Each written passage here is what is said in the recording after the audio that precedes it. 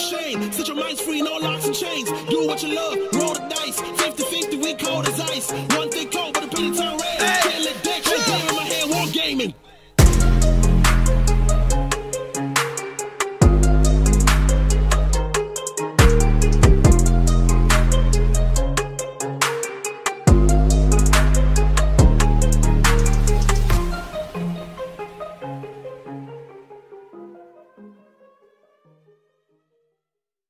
Hey, what's going on, guys? You've tuned in to Hobby Homies. We are your weekly tabletop podcast. I am Shane, joined by Fox. Howdy, friends. And of course, we've got Churchy. How you going, guys? Without the Churchy cam today because he couldn't be bothered.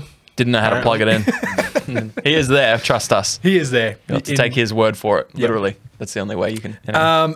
Today we are, I guess we're throwing it back a little bit. We're looking at an older episode we've done way back in season 1. Yeah. Talking about our local scene. Yeah, so in the 28th, on the 28th of February, 2020, which was a millennia ago. It's at least 2.5 years ago. At least, give or take. Yep. We did an episode called Our Local Scene and the Summer Smash. And we thought it'd be interesting to go back, listen to ourselves. Yep. Which is odd. It's a strange thing to do. Why would anyone want to do that? And we, on this episode, are going to talk about, we'll do a little bit of a recap of what the things we said on that. We're going to talk a little bit about building a community. Yep. And also what our local scene looks like now. Yeah. Compared to last time. But if you're new here, we do episodes every Sunday. Every Sunday. So you can check those out wherever you found this one. We also have a Discord. All the links to everything you'll ever need is on hobbyhomies.com. Suss that out. Yep. So let's cast our minds back to 2020. Way back machine. We had only just started this podcast. This was episode number 9, like you mentioned. Number 9. We recorded our first 2 episodes on the same day. So, fun fact. Fun fact. It was like 45 degrees as well. We nearly died. Yeah. We did this one 2 months after that. Yeah. So we'd only been podcasting for a couple months. By was then garbage. we were seasoned experts. After 8 episodes, anyone's a podcasting god. I think so. Yeah. And I think we knew we hit God status and we're on to something big. Yeah, we had like maybe 3 followers. Man. Final Dinosaur was probably one of them. Final and test maybe. Yeah. And Churchy. Churchy. Yep. Thank you. So that was basically our pinnacle, and it all we were just downhill from there. Plateaued from there. Some things that happened. Yep. Well, we were joking about this before the show, but when we were listening to ourselves talk on that episode, those 2 dumbasses had no idea what was about to happen. They were about to just be absolutely felt up by the world and by COVID. Yeah. We were still recording in a studio. The idea of quarantine and whatever else. It's like from a sci-fi movie. Yeah, legit. What is this? If you had told them what was about to happen, there's no way. You would have loved it. Not in Australia, mate. You would have been like, please, bug out bag. Come be relevant. True. Doomsday prepping. It's here, finally. My life has meaning. But alas, you were just trapped indoors for ages with a bug out bag. But also... It wasn't allowed to bug out. You weren't allowed to. Never took that into account, did you? I got my bug out bag. Hopefully no one tells me I can't. Yeah, you were Daniel Andrews. You can't. Talking to you, Shane. Yeah, Shane, you put that bug out bag down. Back on the shelf. That's useless to you. Yeah. So that was... Man, that was so long ago. I can't believe it. And like to think like that was... By then, we'd been hobbying for a while. Yeah, we had. A little while, a few years, you know. Yeah. And like our local scene consisted... Well, up until then, it consisted of my kitchen table and my garage. Correct. In Lara. We had joined a bunch of Facebook groups. Yeah. And we were aware of things happening at our local stores. Yeah. But really, we weren't super involved in the scenes. I don't know why we thought we would do an episode on local scene. I think what we thought a local scene was back then is very different to what we know it to be now. Absolutely. Yeah. We thought then it was what happens in my store. Yep. In our store, in our town. Yep. And that was... When I'm in there. And when we were in there, that was our GW store. And it was like the things that we're interested in, not even like the Age of Sigmar side of things. Yeah, exactly. It was like what's happening for 40K in the GW store in Geelong. We also, at that time, probably didn't have a full scope of what games were actually out there outside of Games Workshop ones. I reckon we couldn't have named 10 between us. No way. No way. Now we can name 11 between us. Between us. If we're lucky. Yeah. It was funny listening back to the episode because at the time, you had just played a Flames of War game in Guff Werribee. Had I really? You had. You teed Far up a out. game with a random bloke. Complete random. I've never seen him. Lockie, his name was actually. Now that I'm remembering. Yes. I can't remember. I can't forget him. Yeah, yeah, Far out. yeah. Anyway. I was listening and I was like, that's so strange because that would have been like, I feel like that's the first time A, you played a game that wasn't a GW game, and B, teed up a game with a random. No. I have met with random men for games before. Well, can we keep it wargaming theme because this is a tabletop podcast? So Okay, never mind. I don't want to know about your tabletop. It was actually Lockie from Target Acquired. Oh, okay, there you go. Yeah, What did met you him, play? reached out. 40k. Oh, there you go. Reached out on the old Facebook. He invited me over to his house. Hi guys, can I come over to a strange man play games? There's other strange men there too playing games. Oh, really? Yeah, it was full on Game Fest. And that's when you knew. That's when I knew 40k was For me. And I was, speaking of 40k, I just pulled out one of the many armies of Tyranids that I'd had. third or second iteration. Oh, who knows? Third, probably at least. Yeah, third. probably third, yeah. Yeah. No, that's probably accurate. I would say third. And I was building a list to be able to play in the 40k league, which was what Dave and Lockie had started up, which was weekly games from the Geelong locals. It's about 22 players. The concept of it was great. The downside was we were about to get smacked in the face with COVID. We were about to just absolutely get beaten, like beaten in the street. Yeah. Yeah. Yeah. Beaten in the street, exactly. Yeah. Yeah. Yep. That's By happened to me before. Many COVIDs. Oh, right, COVID. Okay. Sure.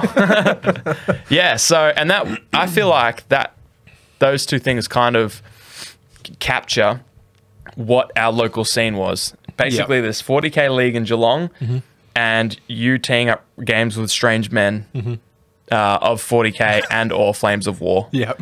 Because at the time, it's probably the only stuff we owned. Yeah, it would have been, and like, yeah, pretty much. Maybe like bits and pieces of like random stuff for me. Yeah. Like I think I owned some Seraphon by then. Yeah, I think so, probably. We did talk a little bit on that episode about, go listen to it if you want to hear it. Yeah. This isn't about that episode. This isn't, yeah. So This is just a quick flashback. to summarize, we'd basically only played our games at Guff Werribee. Yep. All we knew was 40k and Games Workshop. Yeah. Yep. That's basically it. So don't have to listen to the episode now. Fox just summed it all up. Bet that was more, what I said was more interesting than that hour-long episode.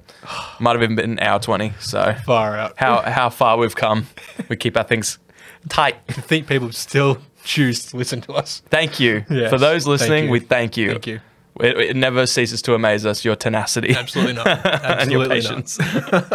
So yeah, like, and with our Games Workshop tunnel vision. Yeah. It was basically we were really unaware of everything else that was out there. Yeah, we definitely. were unaware of an Infinity and all those solo games that we are growing to love these days. True. You know. Yeah.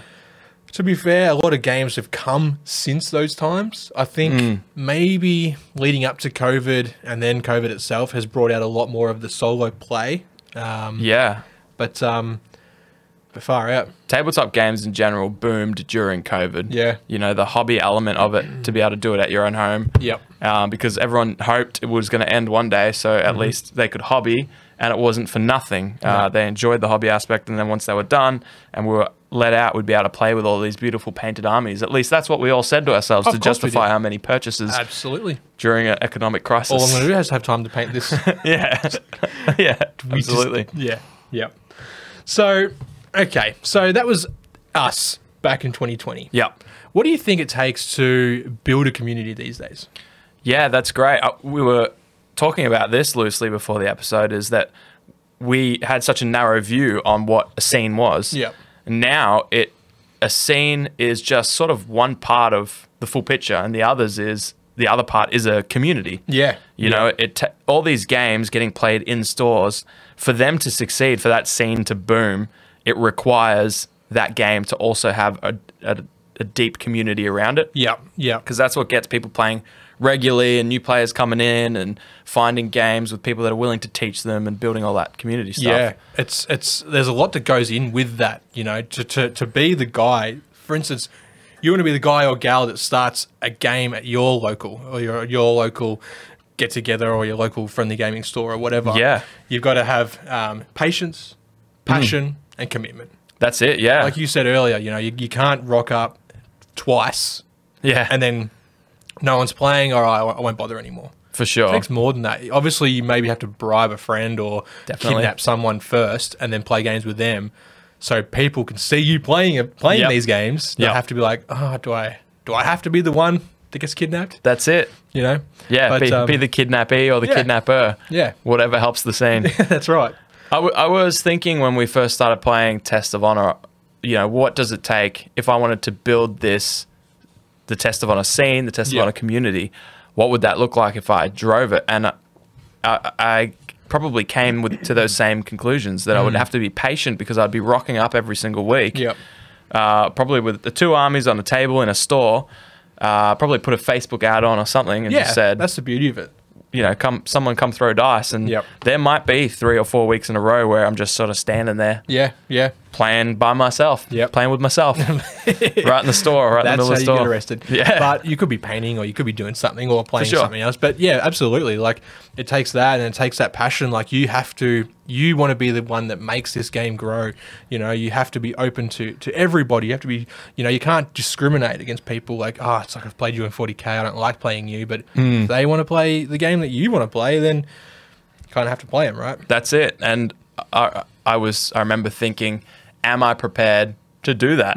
Play against anybody, even people that I know are just power gamers and would probably turn the game into something that was not an enjoyable version.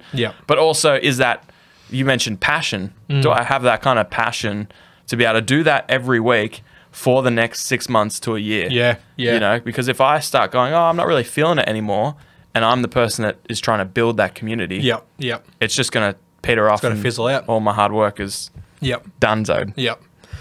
Like, we talk about communities around our local scenes, and I think without our local scenes and our communities, our hobby would just really struggle. It would be something that we probably do to ourselves. You know, at home, paint models by ourselves. Have no reason to play games with them. If there's, you know, if there isn't a local group that you can get together and have beer with, or have a laugh with, or whatever, have a can of Coke or something, you know, if you don't drink. But and with that community, it also helps, you know, people help each other. They share tips and tricks and stuff regarding hobby or strategies for playing and stuff like that. There's so much more to your local than a whole bunch of people just playing games. That's it. We're all there for the same reason. You know, in a way, like, everyone should immediately connect with those kind of people, you know. Absolutely. And I think I lost my trail of thought there for a second. I was like, Shane said good thing.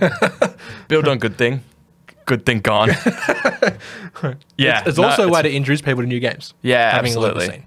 You might be playing a game. Like, I've been going down to the Westgate Wargaming Club lately, and I've been playing One Page Rules, Grimdark Future. And I've had a few people come over and like, oh yeah, 40K, what's it? I'm like, no.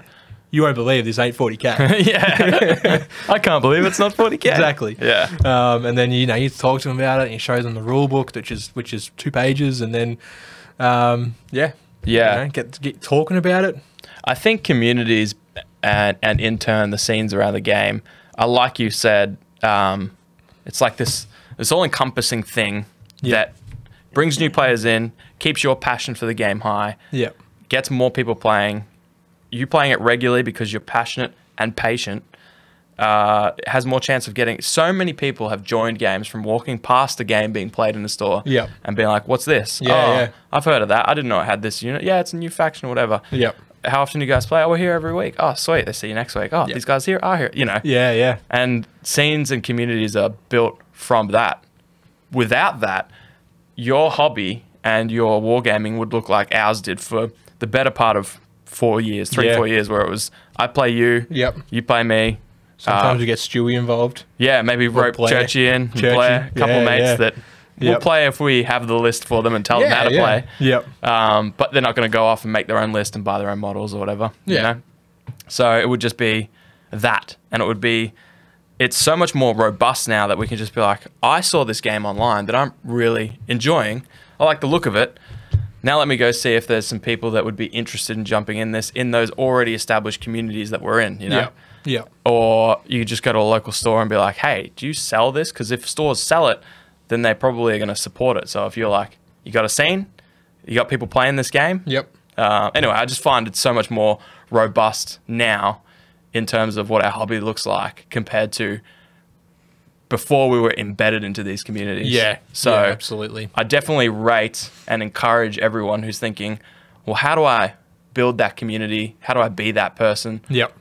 But also equally as valuable is just being embedded into Part one of the them. community. Yeah, That's right. You don't have to be the one that leads, the charge on a particular game. You can just go to, I mean, you might be lucky and there's clubs already running around you. Yeah. In which case you don't have to be the one that starts the clubs. Yeah. You can rock up, on club night, which you can find out on Facebook and That's it. all those kind of pages these days. Excuse me. And, you see what people are playing, put a post in there.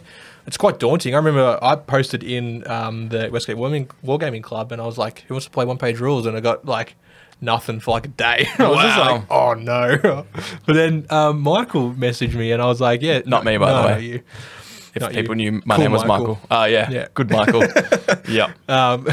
And then we've played there like maybe 4 or 5 times now. Yeah. Since then, and it's just it takes a bit of you got to put yourself out there on the line, and it can be quite daunting, especially some people struggle with that kind of thing. For sure. I'm not really one to just go out and be like, hey, who wants to play this game? Like I'm kind of a bit more reserved, a bit more. Yep. To myself, and I was like, bugger it. Like I want to, I see all these clubs that are meeting and I want to do something like that. So I was like, yeah, sweet, let's do it. The best part about what you did is like, what's the downside? You have a bad experience with that person, you just don't play again. Yeah, exactly. You just don't play them again. Yeah, you just say, oh, well, and like... You don't actively tee up a game with them again. That's right. Yeah. Big yeah. one. Yep. And best case, you make a friend that you catch up with every week and play games with. Yeah, drink beers. I think the risk versus reward on that scenario is awesome. Yeah. So. Yep. It's difficult though too on the side of building a community and being a solid part of that community. You've also got to be careful about there are people out there that intentionally or not damage communities. They bring them down, and there's all kinds of ways they can do it by like jealousy or people aren't playing my game. Sure. I don't want to play that. I want to play this, and everyone should play this because it's the best. Yeah. It's like, well, hang on. People are playing what they want to play. You have to either play what they want to play. Sure. Or find someone that wants to play with what you want to play. Yeah. That's a great point you raise, because I'm sure we can all probably think of what you would call more toxic war gamers. Yeah. Toxic's not a great word for it, because it's not that intense, right? Yeah, It comes out of an attitude of loving war games, specifically the game they play, maybe. Being very, very diehard of it. Yes. Yeah. But it comes across as gatekeeping. Yep. And how do you weed those people out? Or is it less about weeding them out and more about getting them to adapt or die? Yeah. I don't know. I've got no idea what the answer is. No, that's the difficult side of things. Like you can't be expected to be the one that tells these people, that calls them out, because it can create tension and drama and stuff like that. And that's the last thing you want in your new community you're trying to build. Yeah. But yeah, like it's I guess it's the other side of every coin. There's always going to be that kind of situation, and I'm sure it's the same in any hobby or any group. Yeah, there's always those guys, right? Sure. Or girls, of course. And they might discriminate. Like I've talked to a couple of homies about their local group, and they call it Man Day, right? Right. Which, I mean, straight off the bat, you go, Man Day. Okay, as a man, I'm like, okay, yeah, it's a day that men get together and do men things, right? Sure. In this instance, it's Man Day is their gaming club day. Right. Which might be unintentionally discriminatory or whatever. Yeah, definitely. But immediately to any females that might want to attend, it's kind of like, okay. Yeah. Does this mean I'm not allowed to go? I mean, that's kind of the first thing that you immediately think, right? Yeah. It's like girls' night. It's like most men will say, okay, it's girls' night. Yeah. I'm not going. Yeah. But there's a gym in Lara that's like every night is like it's got women in the name. Okay. Of like whatever they're doing, and I'm like, does this mean I can't go because it's really close. The prices are so good. Yeah, So I've walked past a few times. I'm like, it is entirely. Maybe I can't go to that It's a one. Fernwood gym, isn't it? Yeah, no, it's not. Okay. No, and that's why I was like, I was so unsure because it was like, I think it's an indie gym or whatever. So I was like, the name is ambiguous, but the audience is obvious. They're like, he's out there again. Bring the police. Yeah, they do come every time I'm out there. So I've learned to run or just not go to that gym. Yeah. But so there's like that side of things as well. You know, it's like you need to be, you know, like open to growing your community. You can't. I mean, like I said, intentional or not. Yeah. It's very. You can't afford to be narrow. No. Or also, you probably can't even go into the attitude of building a community with a particular audience or idea of what that community is going to look like in your head, because that kind of that's not going to be probably what it looks like. No. So right. I would say, like you said, be open. And get ready to facilitate whatever strange humans come through your door. Because we are strange humans. That's us it. wargamers. We all are. We like playing with small plastic toys that we painted under a white light for 6 hours per mini. Yes. Yeah. I was talking to Tricky from Throw the Dice about just wargamers, and we've got this interesting habit where we all want to be part of, like, we've all bought minis for a game hoping to play that game. And in our head, we're hoping that there's going to be a scene for that game and a good community for that game, but we're not willing to drive it or really even be in it. Oh, no. So, everyone's sort of just like on the outside, just like, I hope someone starts this and I can just sort of show up and slide into an already booming scene. Yep. And there's so many games that we were talking about where there's probably, using the Geelong region, there's probably 20 players that play this small game. And if half of them showed up for a night, it would be one of the bigger nights of the week, right? Yeah. But they're all waiting for a scene to already exist, as opposed to if everyone just came with their minis and teed up a night, starting the scene, it would exist. You know, the thing stopping the people from having their ideal scene is themselves. Yeah. So I guess this episode has basically, up until now, just been encouragement to absolutely get in it. Yeah. If you haven't got a scene going, just start one. Yeah. I know, like, it sounds, saying it like that, it's like, oh, it's not that easy. No, it's not that easy. It will be hard work. Like we said, it will take patience, passion, and commitment. But if you can start that scene, you know, you're going to be doing amazing things. You're going to be connecting people that wouldn't have met otherwise. Yeah. And it could be an awesome night of the week for some. And you'd be surprised how far one person with a passion about a game can go. Yeah. You know, you don't need to be an expert in the rules. You don't need to go out of your way to make a set night or anything like that. You just show up every week with your miniatures, put a post on something, be like, hey guys, I'm here. I've got 2 armies, keen to play with anyone that rolls in. Yeah. I'll be here all night or whatever, you know, whatever it looks like for you. Just get amongst it. It'll be, I feel like that's where wargaming's at now. There's so many games. Yeah. There's so many scenes not happening. Because we just are so hesitant to take the plunge. So it's something I'm going to push myself to do this year, once our second baby gets in more of a routine, is just to pick something I want to play.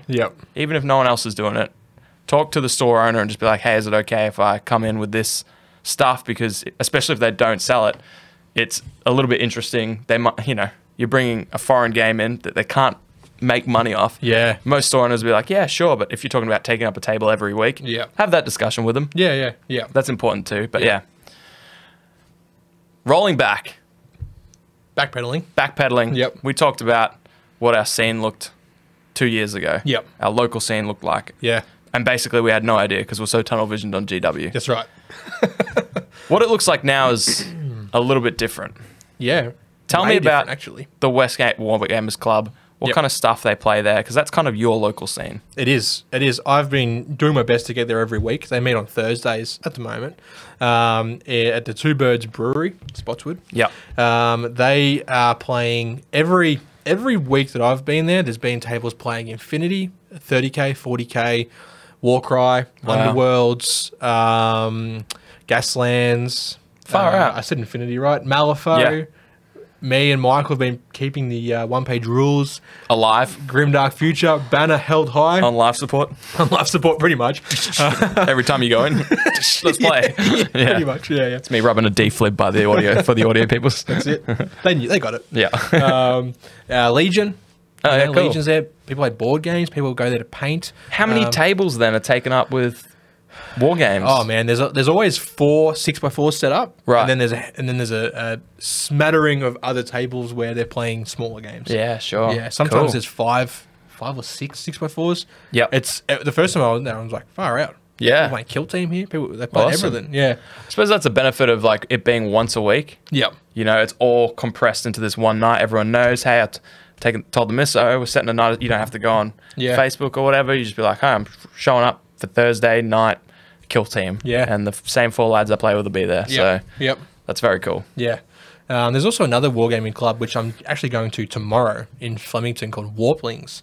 Right. They have it's theirs is been running for far longer. Yeah. And it's a lot bigger, but theirs is at a hall or it might be I think it's like a church hall they hire. Sure. And they have a lot more tables running. Yeah. And they have a larger one-page rules scene. Yeah. So I go in there to play one-page rules. Very cool. Tomorrow So you'll night. see a few tables of it instead of just your table. Interesting. Yeah. Looking forward to it. You raised a good point that I was just thinking of. You know, wargaming clubs like the ones you're attending, that used to be the only way this was really done. Because, and apart from your Games Workshop stores, your locals. Yeah.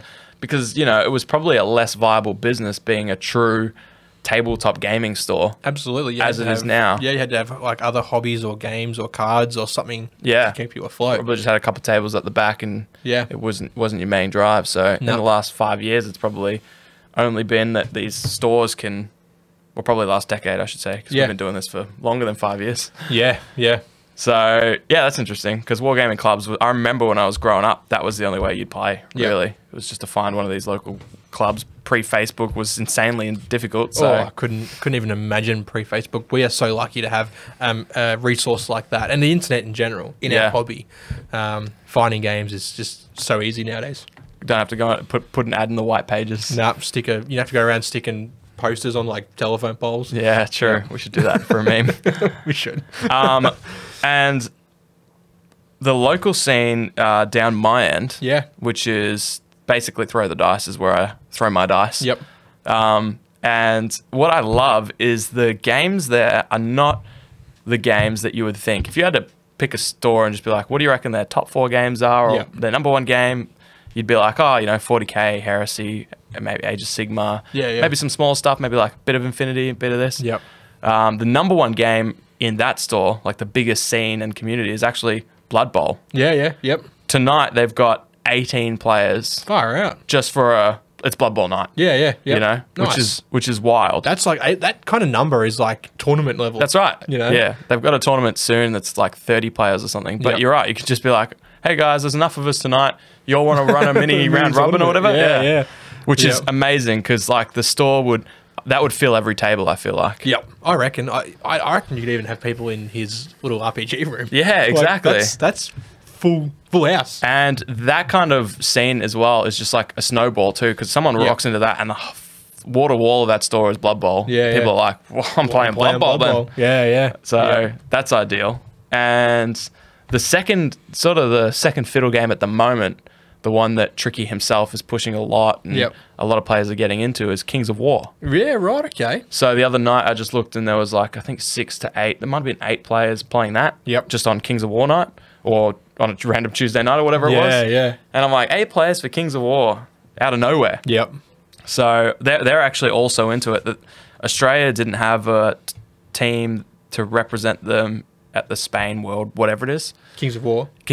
Wow, there's like a world tournament. Yeah. Far out. Yeah, That's nuts. Yeah, and someone has to be the king of the war. Yeah. So I think they're all getting ready to try and they're taking it semi-competitive and they're gearing up for that. Trying to make the Australian... I don't know much about it. I'm sorry. Yeah, it's cool. So, like, your number 1 game is Blood Bowl, number 2 is Kings of War. Yep. I love that. And then there's this bulkhead of games that sort of rotate around, and that's Lord of the 40K, Rings. Lord of the Rings, Infinity, and Star Wars Legion. Yeah. And, you know, those games all sort of ebb and flow. They've got a lot of crossover in communities, so it's like some months there's a new release for one of them, and that's the one that's vibing. Yeah, that's fair. Yep. So it's a very cool scene because I have awesome. all of those games except for Blood Bowl and Lord of the Rings. So Yeah. but I just like the fact that I can grab my Infinity, and there's always someone playing. Yep. So it's very cool. And it's also grown because when we first did this episode, all those years ago, literally years ago, Tricky was in a tiny store, smaller or the same size as our studio. Oh, man, I reckon it'd be smaller. Yeah. And now he's in a much bigger place. Like the size of a house. That can hold 18 Blood Bowl players this very night that we're recording. Yeah. Or with as well as all of his retail stuff, an RPG room. Yep. So that's been cool to watch grow. So yeah, it's awesome. So that's what our scenes look like now. Mm-hmm. That's what they look like all the way back when. And that's what you can do to prop your scene up and build it, and if not build it, be a value member of it. That's it. And both are just as important. Yep. If you've got something and you're hoping to see that scene succeed, be the change you want to see. It's a cliche, but it's true. It's true. It's true. It's very true. That's why cliches are cliches, right? Because they're usually true. Most of the time. Most of the time. Yeah. So thank you. Yes. For giving us your earballs and listening to us reminisce about pre-COVID times. What a world it was. It was. But actually coming out the other side of it, as we've learned, and embedding ourselves more into the communities, there's so much more in store for you once you just creep out of your own little friend group for your game and just take it that step further. Or you got that one game that you play, you're under that rock, just peep out. The world's pretty green out there. Yeah. Some games. There's some games to be played. Yeah. And we'll have to see you there. Yeah. And communities don't just exist in those stores. No. There's a dope one in our Discord. Hell yeah. Come in there, be a member. We've got lots of hobby homies in there. It's super active. Too active something. No, that's a lie. It's never too active. I checked it today after a long day of work and all the channels were like white. Oh, and I was it's like, so good to see, isn't it? Here we go. Time to start scrolling. Yeah. So we would love to see you there. Again, links on hobbyhomies.com. That's it. Massive thank you to all our patrons. We wouldn't do this without you guys. For as little as $2 a month, you can get early access to all of our videos, most of our videos, entries to our giveaways, shout outs and stuff like that in our videos. So dope. Yeah, massive shout out to Burnsy, Whack, Fallen Dinosaur, MJ, Lethal Moose, Penny, Gridlock, Battle Maps Jack, and Test the Duck Egg Green Lawmaster. We got Elko, Churchy, thanks Churchy, Rad, Ollie, Hockers, Aggro, Bravo14, and Big Roach. Your legends, your continued support keeps lights on, cameras rolling, and smiles on our dials. Love you all. See you soon. Woo! Big up to the boys. Fox and Shane. Set your minds free, no locks and chains. Do what you love. Roll the dice. 50-50, we cold as ice.